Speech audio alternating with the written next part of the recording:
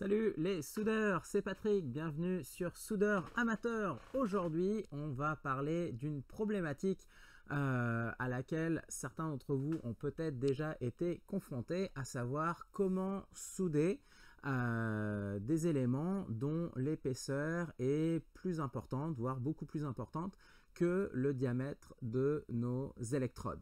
Alors, si vous travaillez principalement sur de la tôle fine de 2, 3, 4 mm avec des électrodes de 2, 2,5 ou 3,2, peut-être que vous n'avez jamais été confronté encore à ce problème, mais dès qu'on va dans des épaisseurs un peu plus importantes, 6, 8, 10, 12, ben là, on se retrouve confronté à ça assez rapidement. Qu'est-ce que je veux dire par là? Imaginons qu'on veut assembler deux morceaux de tôle comme ça, de 4 mm par exemple, donc on peut faire un petit chanfrein, et là si vous venez avec une électrode de 3,2, bah, probablement votre cordon il va ressembler à ça, il va pénétrer et on va être là.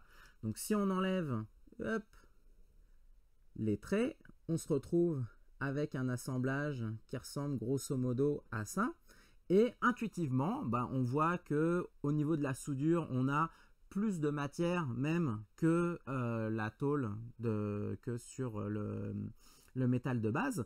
On a une continuité de la soudure et donc on se doute bien que ça va être aussi solide que le reste de notre assemblage.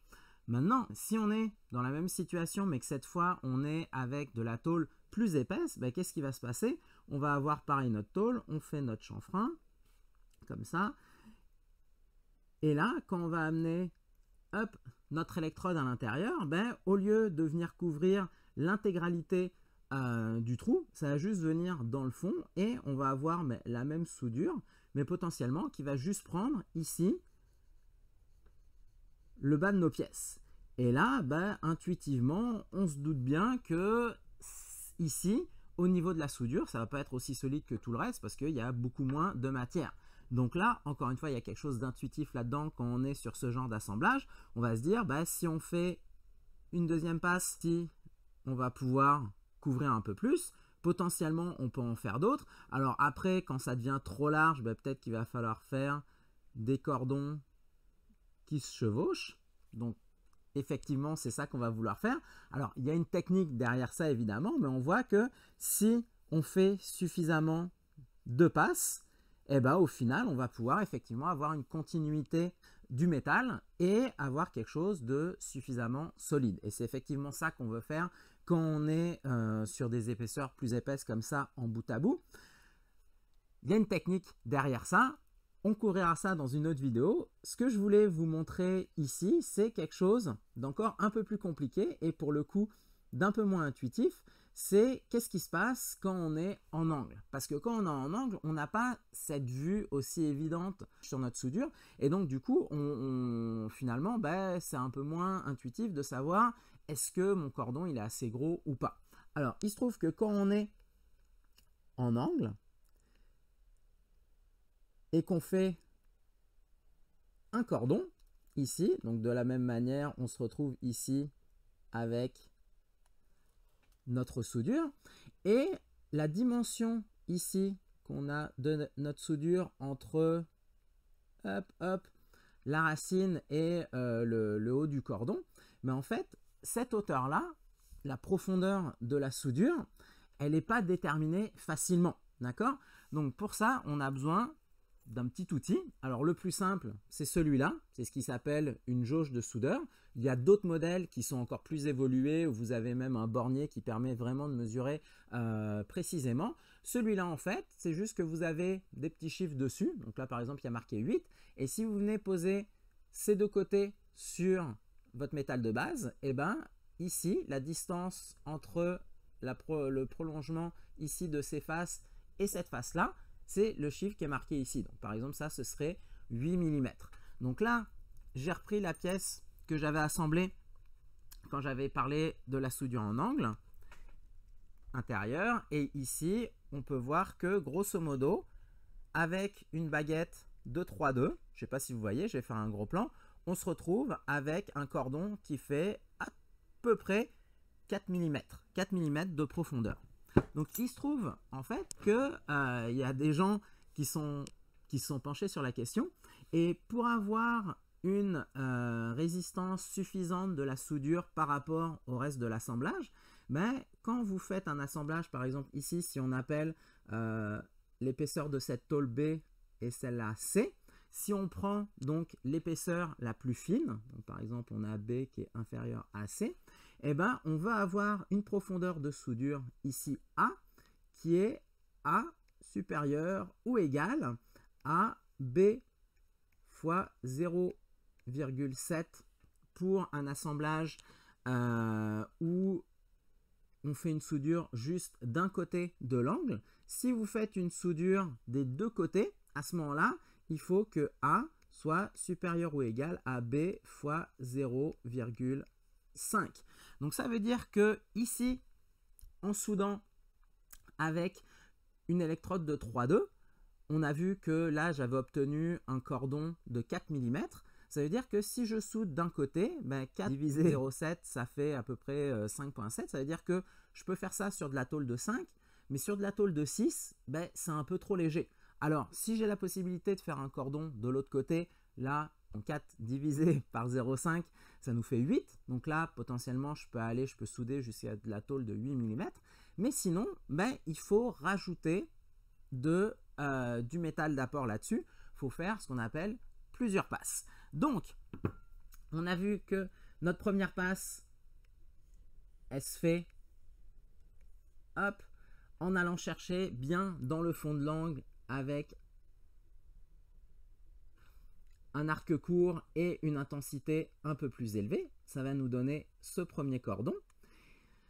Si on veut faire d'autres passes, eh ben, il y a une petite technique derrière ça. Donc, le premier cordon, si vous vous rappelez, ou allez voir la vidéo si vous ne l'avez pas vu, on veut le faire avec un angle ici de 45 degrés. La deuxième passe, on va vouloir la faire donc sur notre premier cordon. Hop. Ici, on a notre première passe. Et on va vouloir venir ici amener le cordon à peu près 1 mm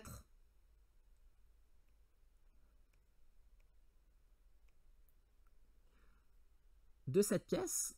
Et là, on va vouloir orienter notre électrode à 60 degrés. Donc, on va envoyer l'électrode un peu plus vers le bas de la pièce plutôt que à l'intérieur vraiment du cordon. Donc ici, ça va être notre deuxième passe. Donc 1 mm ici de la pièce et 60 degrés. Le deuxième, la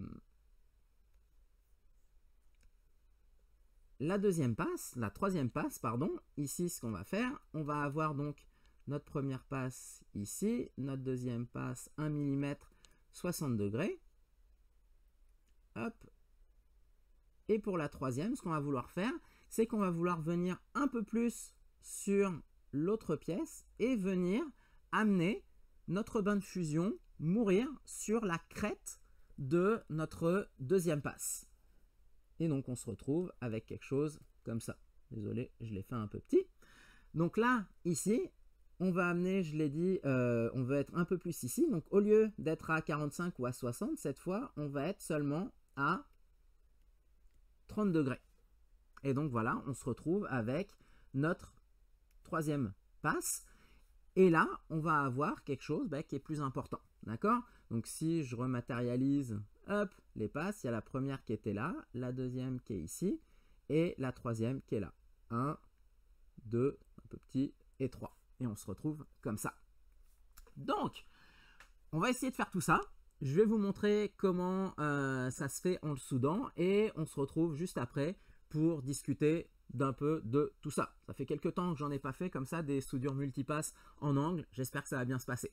À tout de suite.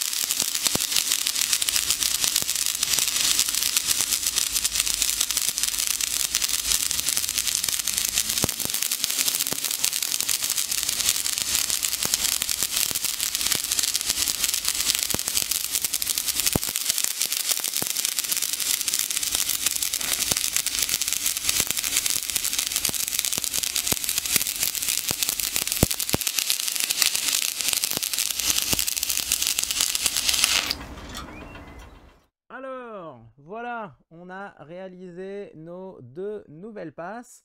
Donc ici, on voit la deuxième, la troisième par-dessus. Et si on regarde, ben, c'est pas mal du tout. On voit que c'est assez régulier. Bon, évidemment, il y a au niveau de la reprise, ça aurait pu être un tout petit peu mieux. Mais en fait, j'ai eu mes 2 reprises qui étaient exactement au même niveau. Donc, ça n'aide pas trop à avoir quelque chose de joli. Sinon, si on mesure la profondeur de nos 3 passes, on voit que c'est un peu moins que 7. Ouais, c'est ça. Ça fait à peu près 6 mm. Donc 6 mm. Si on soude juste d'un côté, ça veut dire 6 divisé par 0,7. Ça veut dire qu'on peut souder de la tôle jusqu'à ça fait 8,6. Donc ça veut dire qu'on peut souder de la tôle de 8. Si vous soudez comme ça avec 3 passes à la 3,2 des deux côtés, ça fait 6 divisé par 0,5. Donc multiplié par 2, 12 mm. Donc potentiellement, on peut aller jusqu'à du 12 mm comme ça. Ça fait quand même déjà quelque chose d'assez balèze. Concernant la technique à proprement parler, donc j'avais un peu expliqué, mais ici, donc l'électrode, encore une fois, on va vouloir faire exactement en fait comme pour notre première passe, c'est-à-dire avoir un arc court. Et ici, ce qu'on va faire, donc j'ai mentionné l'inclinaison par rapport à l'angle. Donc ici, pour notre deuxième passe, d'avoir quelque chose plutôt à 60 degrés, d'accord? Donc on ne veut pas être à 45, on va être un peu à 60, orienté plutôt vers là. Pour la troisième passe, on va être plutôt plus bas, 30 degrés. On va vouloir orienter plutôt vers cette tôle-là. Après, dans l'autre dimension, ici, eh ben, on va vouloir incliner notre électrode légèrement vers là, d'accord? Et on va vouloir, un peu comme pour la première passe, faire une soudure automatique, c'est-à-dire laisser l'électrode se déposer, comme je l'ai déjà mentionné dans l'autre vidéo, d'accord? Donc ici, si vous mettez un angle, le fait de juste laisser l'électrode descendre, ben vous voyez, ça fait que ça dépose le cordon. Donc exactement la même technique. Ici, on va vouloir faire ça. La seule chose, encore une fois, donc sur notre deuxième passe, on va vouloir faire bien attention de laisser un petit espace entre cette tôle et notre bain de fusion, à peu près 1 mm. Et pour la troisième passe, donc on va vouloir bien regarder le haut de notre deuxième passe pour venir déposer le bas du bain de fusion au niveau de la crête pour avoir au final quelque chose ben voilà, qui est joli, qui est bien continu, où il n'y a pas une démarcation entre les deux et quelque chose de régulier. Voilà. Donc, ça, c'était 2 passes supplémentaires, donc en tout 3 passes. Si vous avez de la tôle encore plus épaisse à souder, ben on peut continuer et déposer à nouveau d'autres passes de métal d'apport. Donc ici, comment ça va se faire? C'est pas tellement plus compliqué. On est ici, on a notre angle. Donc ici, la première passe, elle était là dans le fond de l'assemblage.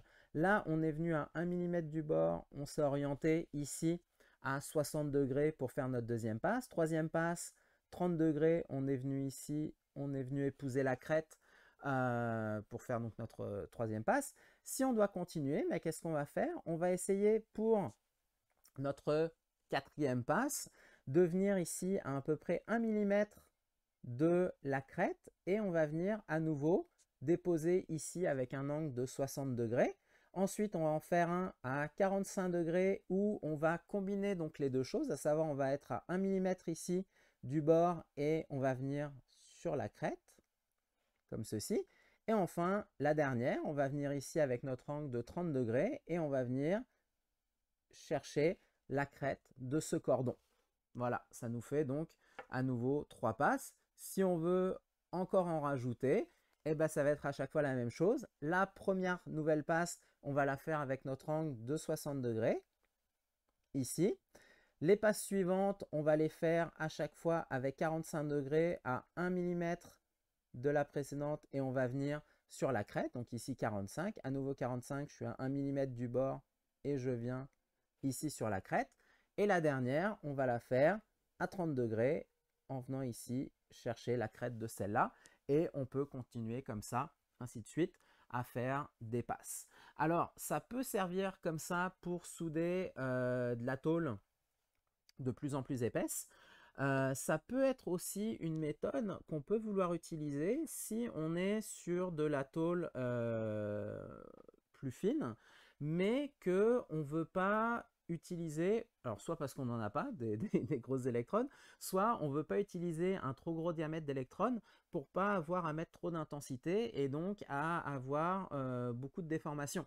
Parce que ici, si vous faites, au lieu de faire une passe par exemple à la 3-2, bah, vous pouvez souder avec de la 2, du coup vous allez être à bien plus faible intensité. Vous pouvez laisser refroidir votre pièce après avant de faire votre deuxième passe, laisser refroidir la pièce, faire la troisième passe et du coup bah, au final on va mettre beaucoup moins de déformation dans notre pièce parce qu'on soude à plus faible intensité. Alors oui, on soude plus longtemps, mais vu qu'on laisse refroidir, c'est pas comme si on soudait en continu nos 3 cordons. Donc ça peut être une méthode comme ça de limiter les déformations sur des choses où vraiment vous voulez quelque chose qui garde sa forme. Voilà, donc ça c'est la technique pour faire des passes multiples en angle intérieur. Évidemment, c'est un peu le même concept, même si le mouvement va être un peu différent. Si vous êtes en bout à bout pour faire des passes de remplissage, là c'est un peu plus facile parce qu'on peut mettre un peu de balayage pour couvrir un peu plus de largeur. Quand on fait aussi de la montante, c'est pareil. Pour faire de la montante, bah, on va faire aussi comme ça plusieurs passes avec aussi potentiellement du balayage. Mais ça reste la même idée. On va vouloir comme ça rajouter de la matière dans notre cordon de soudure pour pouvoir avoir donc quelque chose de plus solide. Voilà, j'espère que ça vous a été utile, que vous aurez l'occasion d'utiliser tout ça. N'hésitez pas à vous abonner à la chaîne, à faire un petit like sur la vidéo, à faire un petit commentaire si vous avez des questions, des commentaires justement, ou si vous voulez faire des suggestions pour d'autres vidéos. Et sinon, eh ben, on se retrouve la prochaine fois. Salut les soudeurs!